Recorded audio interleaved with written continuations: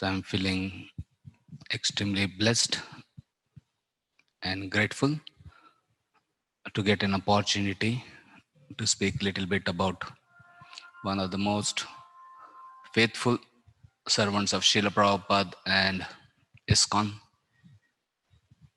for whom Prabhupada was number one uh, important person in his life, and ISKCON was most important thing, priority. And he just considered himself as very insignificant servant of Prabhupada and ISKCON.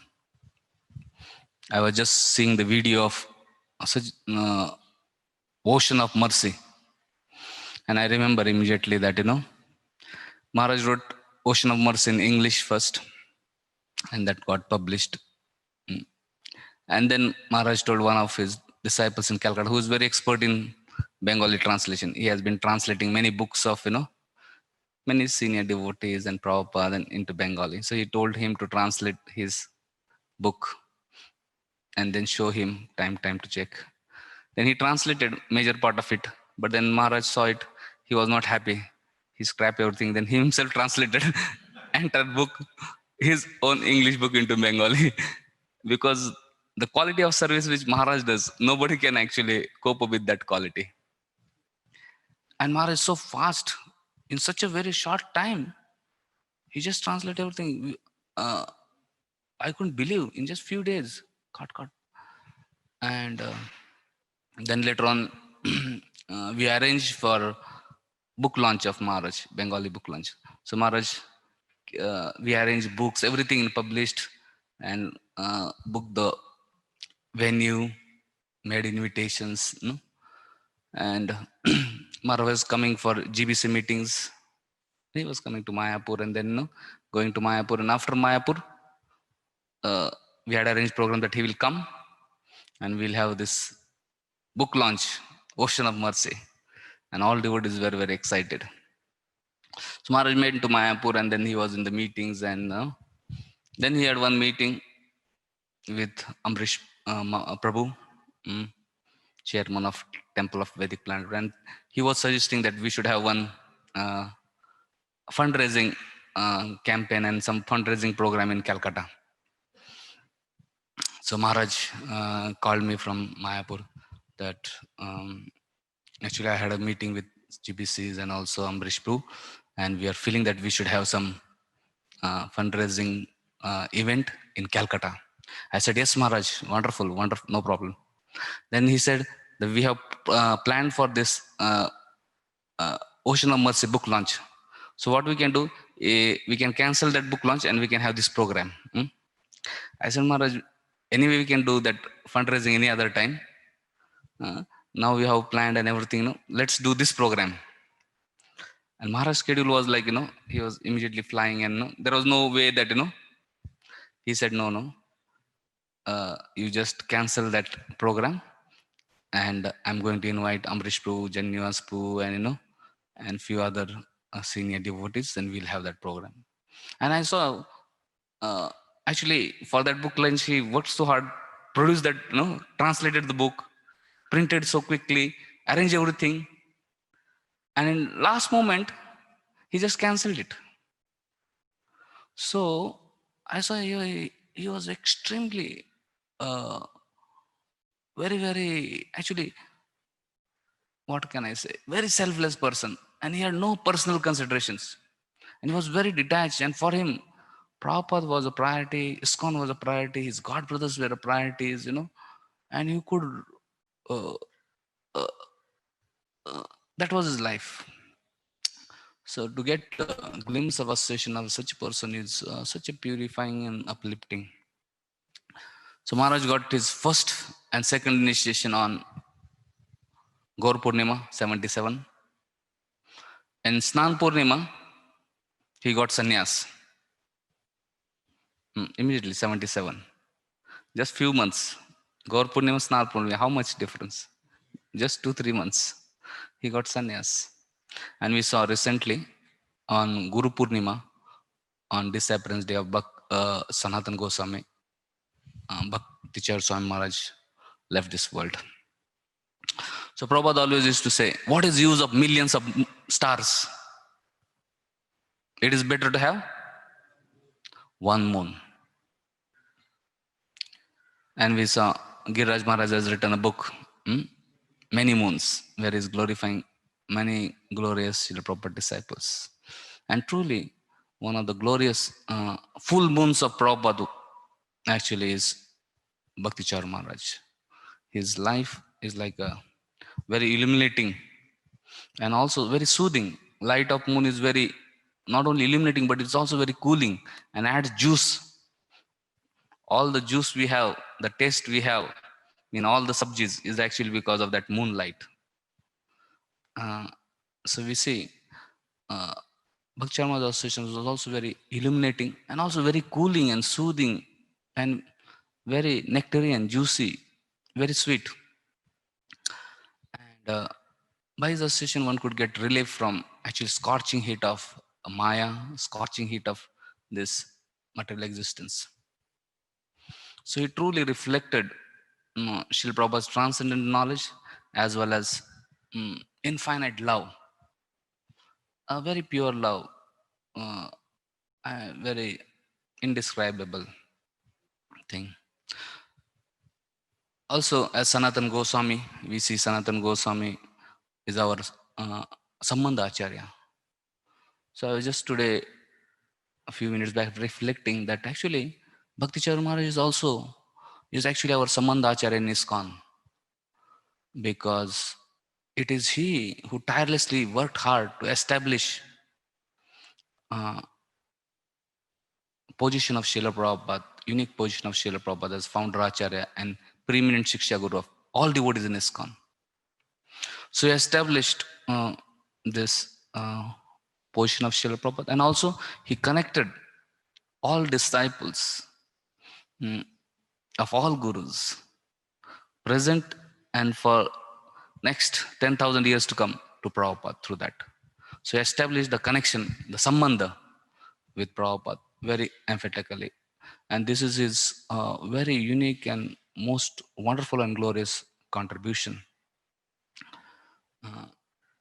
And he also revealed many secrets actually.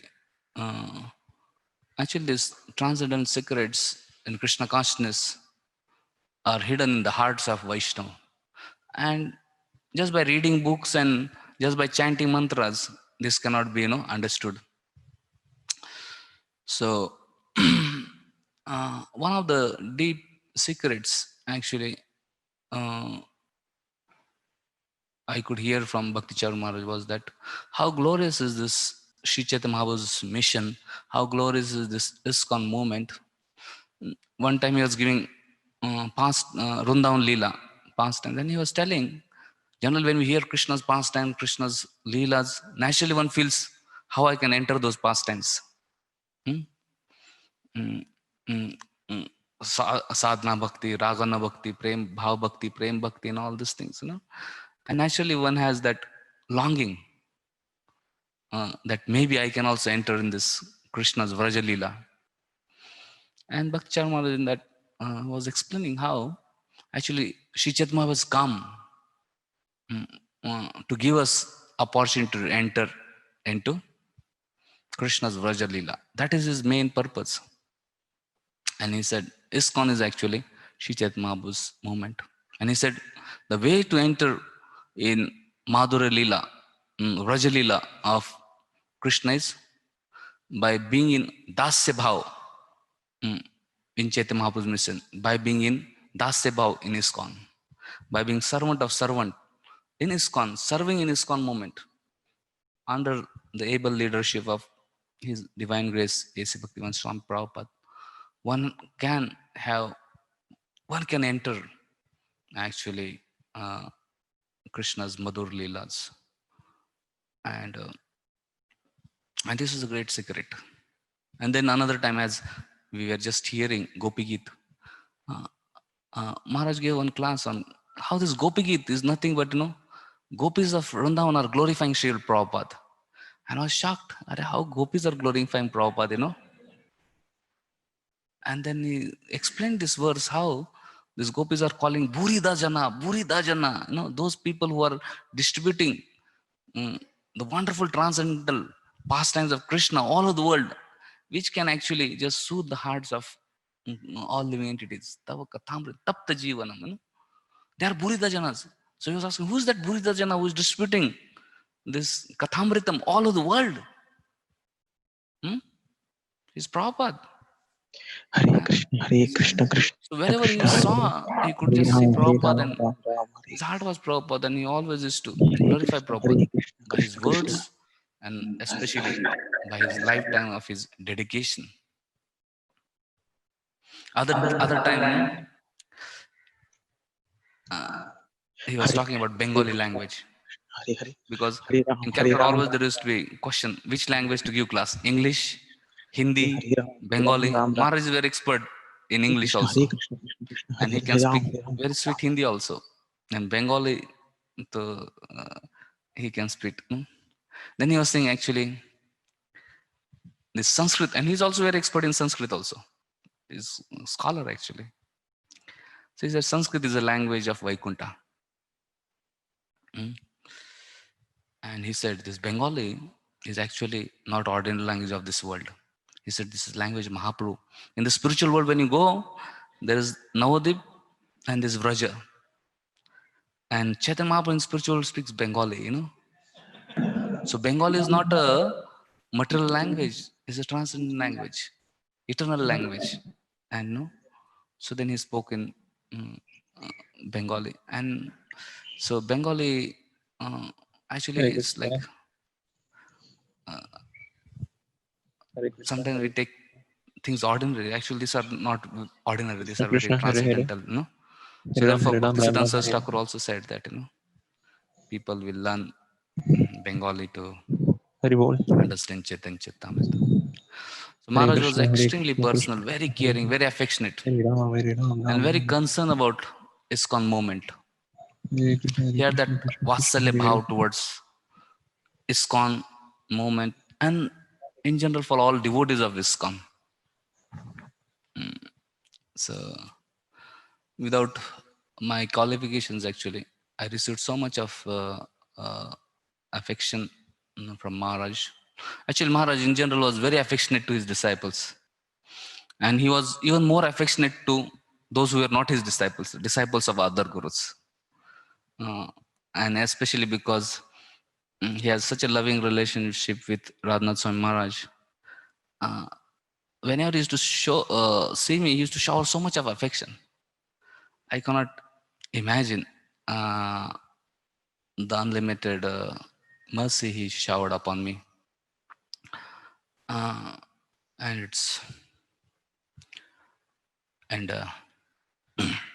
Like I just came and offered Dandavats, and I was just expecting Maharaj will give me garland because I was so conditioned. Anytime I offered Dandavats to Maharaj, Maharaj would immediately, take garland from his and put on my neck. Immediately will embrace. And it was, and actually practically most of the interactions like that, everywhere. He would never neglect. He was so personal and so caring. So Maharaj is actually personification of 6 loving exchanges as taught by Rupa Goswami. Dadati pratigurunati guhyamakyati bhungte bhojete shadbir priti lakshanam. I don't remember Maharaj taking prasadam anytime alone. Maharaj will immediately call devotees. And one of my services was that, make sure that I come for prasad and also invite some senior devotees, whoever are there, And that was a very important aspect of the service. It was not just, sometimes now, there are different. So for Maharaj, this was very important thing, taking prasadam. Maharaj would personally cook sometimes. And personally serve. And so prasadam taking was such an important event actually. Every his visit, sometimes we sing Chaitanya Charitamrita, so much description of prasadam, and one may think, why so much description of prasad and all this thing? But actually, it was such an important aspect. Especially in association with Bhakti Chan Maharaj, I could understand this cooking prasadam, serving prasadam, and sharing prasadam. It's like brahmacharya class is important for us. Like that, it's very important, So much emphasis, Like, if you miss that, it's like feeling so guilty, Or Mangalarti, if we become late for Mangal, so it's like, uh, Radha Kunj Bihari Prabhu's hearing, I think he can relate with that. That is the culture in Bengal, and especially, Prabhupada life, and especially Bhakti Samaj, so personal with, prasadam, and attention to detail is sign of love. So details. Remember, different varieties of prasadam. One time he cooked, he called me, please come today, we'll have very special prasad. Yeah. And then he said, that time Rath Yatra was going on. So he said, make sure, call Bhakti Purushottam Maharaj also. Yeah, I called Bhakti Purushottam Maharaj and few other senior devotees. And just recently this Rath Yatra, he had chida and banana, and without cooking, some item was made. And it was so tasty, And then he was saying, this is what we used to have in. And then Bhakti Purushottam Maharaj was also sharing about that particular item. It doesn't require any cooking and all these things. Just taking chida and banana and some different items, and you take it. So tasty. Amazing. So many expert and so many varieties of every time, so many varieties of prasad, very varieties, the items, and it used to be like a big event. Just taking breakfast or lunch or dinner, and while taking Maharaj's talk so much, after that talk, it was like festive. Mm. I remember one time Maharaj cooked prasadam and served devotees, and then he was reflecting, he was sharing how much I miss cooking for Prabhupada. He was saying, those days I was very neophyte. I was not very good in cooking.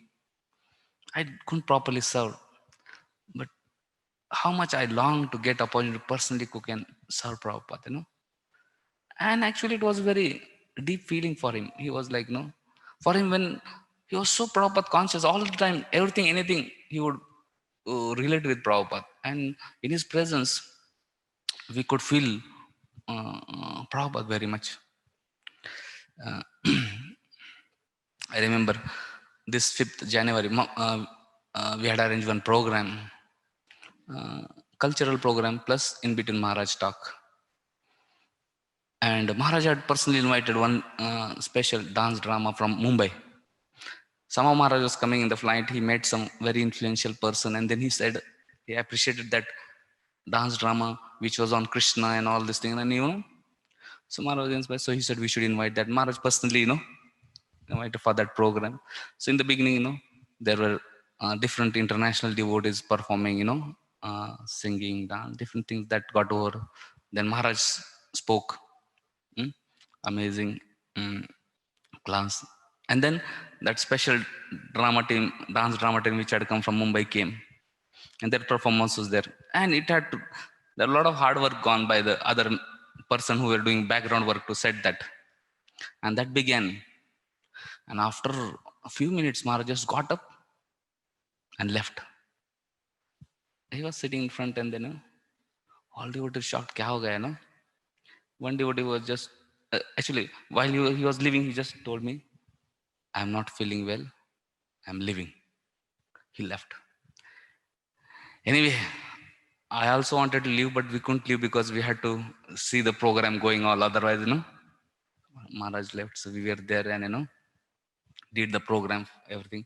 And finally, we went to Maharaj's room, and Maharaj saw then, and then we just asked Maharaj, why did you leave? Maharaj said, I couldn't tolerate it. Because in the beginning, they spoke some tinges of Mayavad, and it was a wonderful artistic and everything, but that was philosophical.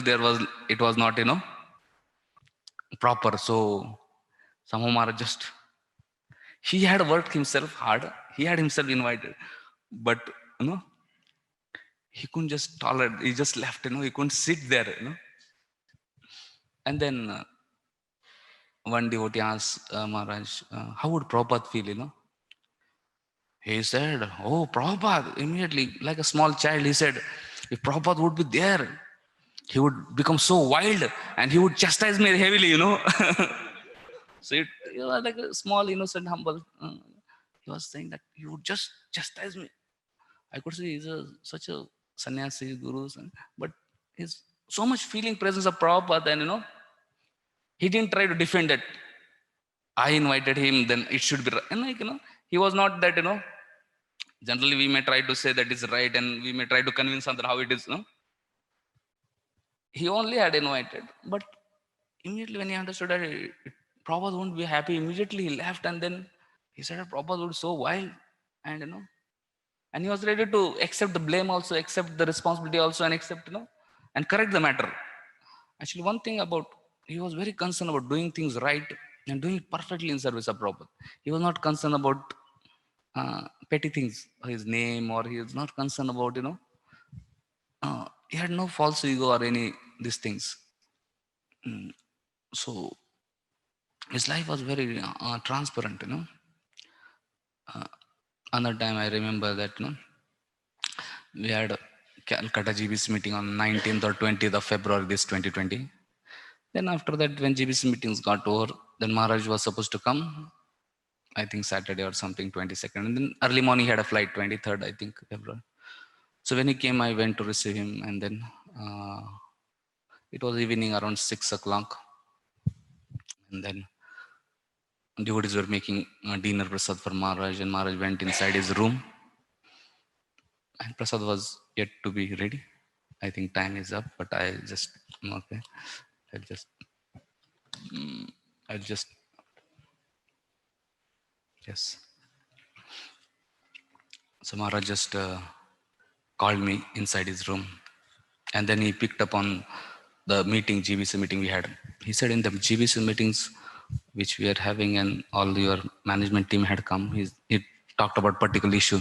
He said, on that issue, I saw all the temple council members were on one side and you are on the other side, and you are very strong about your opinion. And he said, that is not good.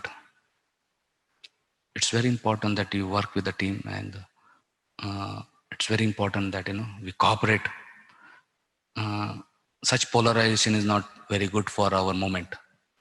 We should always see how to cooperate and work together.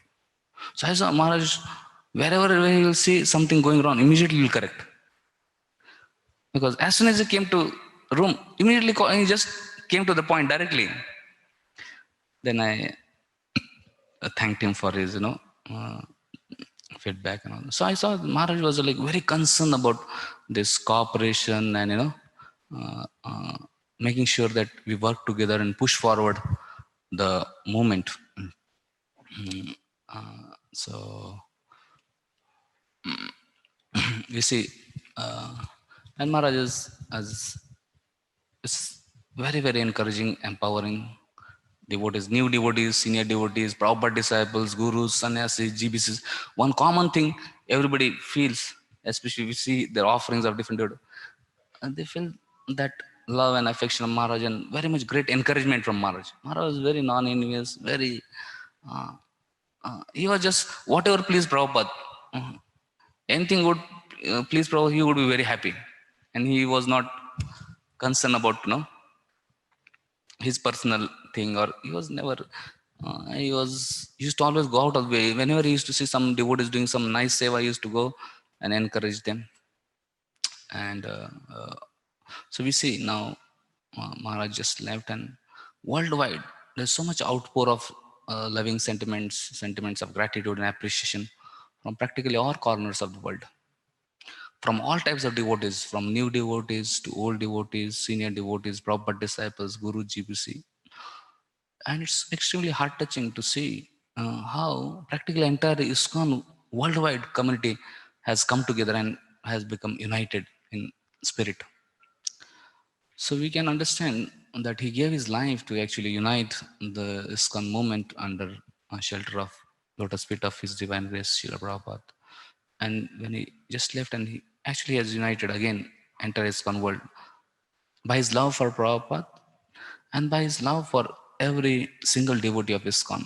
He had actually concern for every devotee, whether he's disciple or not disciple was not a matter, whether initiated or not initiated was not a concern, but he really genuinely concerned for, I just like to end, like today morning I was hearing from His Holiness Radhanath Swami Maharaj and His Holiness Shivaram Maharaj and other senior devotees about.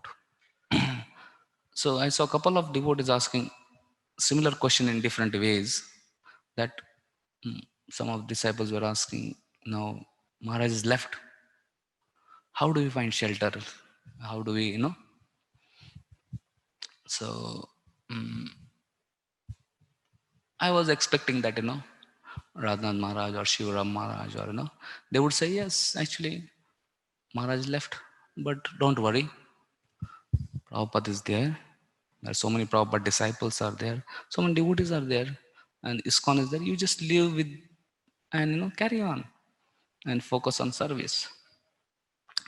So, because we are part of family.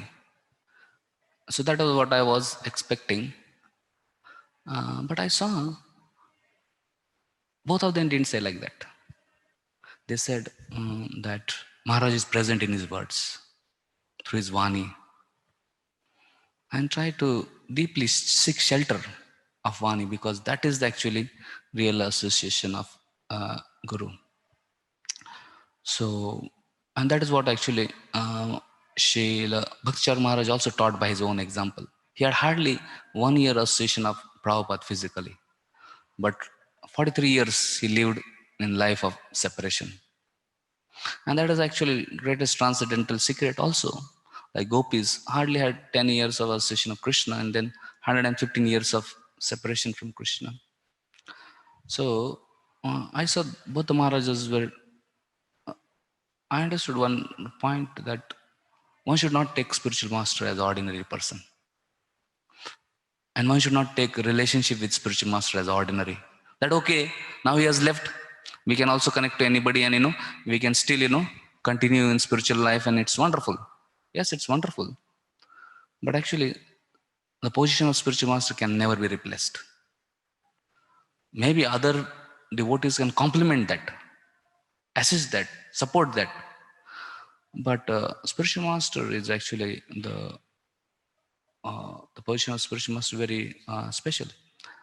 And as we say that is external representation of super soul or external representation of Krishna. And it's very difficult to fulfill that. It's that gap or that cannot be substituted or by anybody.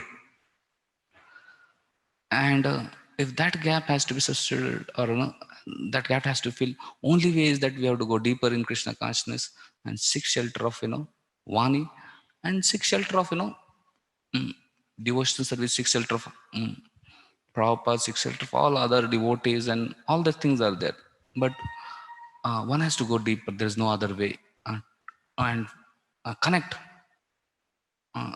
through Vani, by which we can be connected eternally.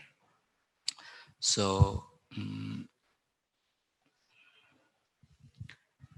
on this day, I'd like to pray at lotus feet of Bhaktichar Maharaj, who so freely gave his association and love and compassion without my deserving, that maybe I will also sincerely try to take his instructions seriously and genuinely, and serve in such a way that Prabhupada is pleased, Guru is pleased, Vaishnavas are pleased, and so that he will be pleased, and one day actually he will give me garland and embrace me again. Hare Krishna, Krishna Krishna, Hare Hare, Hare Ram, Ram Ram, Hare Hare. Thank you very much.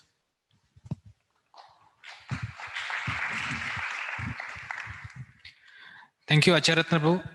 You touched so many points, how Maharaj became one of the inner circle devotees in the very close circle of Srila Prabhupada. Once Bhakti Rakshak Sridhar Maharaj, when he was in his concluding days, that time he called Bhaktichar Maharaj to his room and he offered him if you can become the Acharya of the Math, what he was managing. But he said no, he very politely denied, saying, no, I am dedicated to Prabhupada and ISKCON, and that's what is my life and soul, and that's what Prabhupada wants me to do. So he remained loyal and faithful to Srila Prabhupada. And also in many GBC meetings, when some things are going in some different directions, that time Maharaj always say, can't we work together? Is this issue so big that making us separate? Can't we come together on the same point? So now we have next 3, 4, 5 offerings will be online on Zoom, given by Parshuram Prabhu and the entire family. First we have Madan Mohan Mohini Mataji and her sister Aishwarya Mataji, and then followed by Parshuram Prabhu and Shamangi Radhika Mataji. So I request all the devotees, they can 3 minutes is the time now, because we are running little short of time. I know it is very short, but then somehow we have time restriction. So I request Madan Mohan. ज्ञानस्य ज्ञानाञ्जनशलाकया चक्षुर्मिलितं येन तस्मै श्रीगुरवे नमः। नमः विष्णुपादाय कृष्णपृष्ठाय भूतले श्रीमते भक्तिचारु स्वामिनिति नामिने। Hare Krishna. So thank you so much for giving us this opportunity to speak today.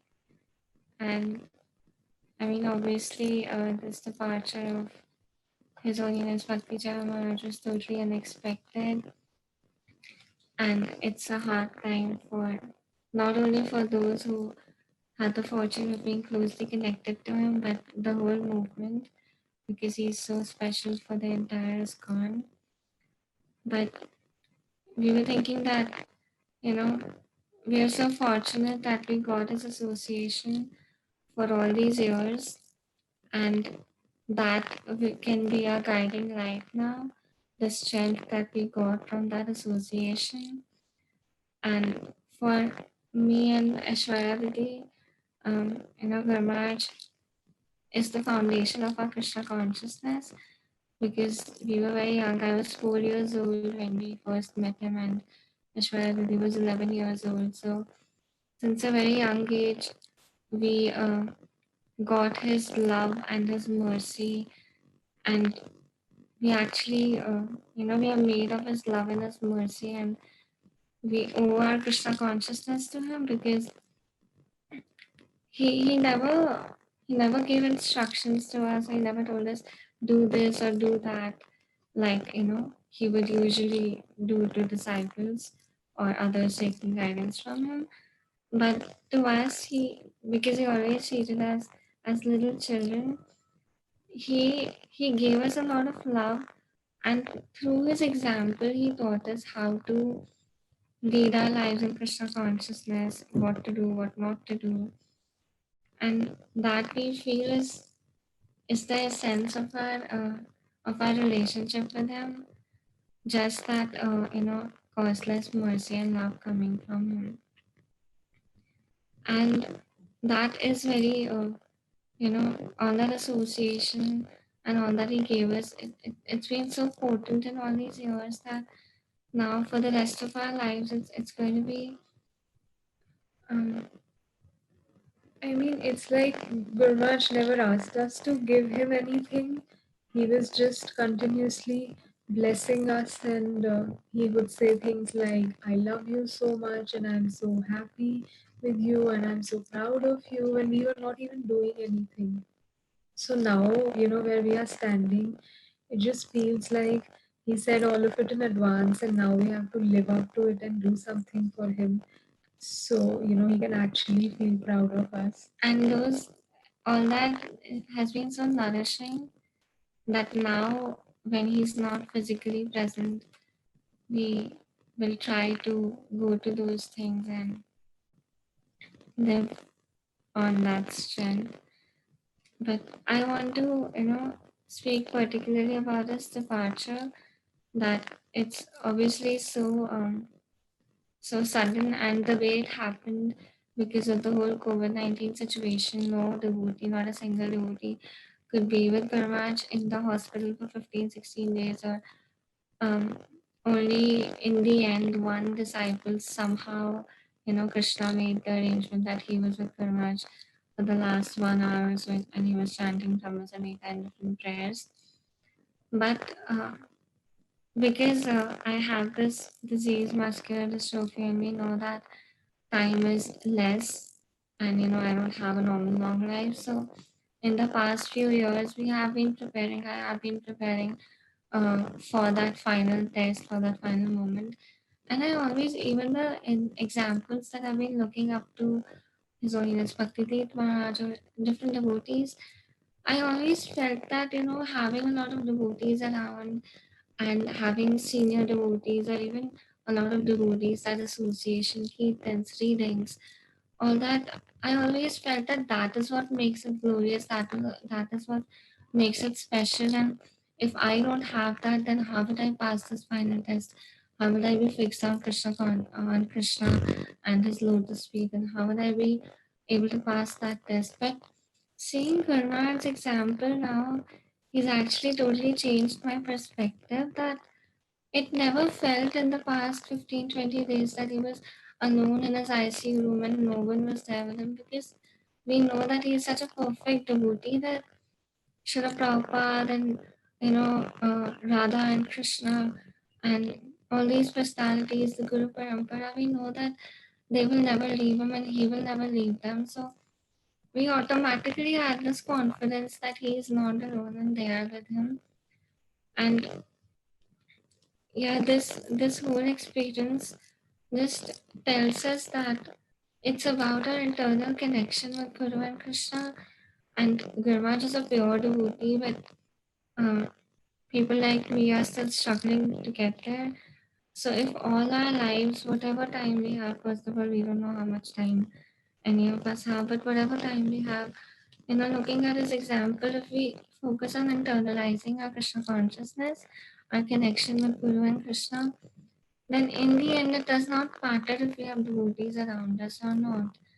And all his life, he's taught us so much, so much. But even in the end, it's a very, very big and important lesson that he he left us an example to follow. So that's what I want to share. Yeah, so I think also taking forward what Mohini said, we have been in all these 2 weeks, we have been thinking, because this departure is very unique, considering such an exalted devotee was all alone in the hospital, so to say. And also after that, during the final rites or during the Samadhi ceremony, it will not be as grand in terms of the number of people that will be allowed. So there are a lot of questions that we have as to why did it happen so suddenly, or why did he have to expend every last organ in his body for our sake? Why did he have to suffer on our behalf? And what exactly, like why all alone? So then and it's a mystery, but it's also that a pure devotee's life and his example is perfect and absolute, so slowly things will get revealed and we have to wait for that. But today morning we were reading a part from Gurmat's book Ocean of Mercy, and of course we didn't know what was coming, but we read this dream that Gurmat had, the first dream he had right after Srila Prabhupada's departure, and it blew both of our minds because it told us how the Guru, how Srila Prabhupada knows the past, present, and future of the disciple, and how he guides that do this, and something might happen so many years later that it would have complete significance and relevance. So I'll just read that short part out. It says, the first time I dreamt of Srila Prabhupada, the dream was so real that although in the back of my mind I was aware he had departed, I perceived him so clearly that my heart danced with joy at being with him again. I offered my obeisances and held his lotus feet, bathing them with my tears. He lifted me up and asked whether I was chanting the Hare Krishna Mahamantra on my beads. Unable to speak, I remained silent. He asked me to show him my tongue.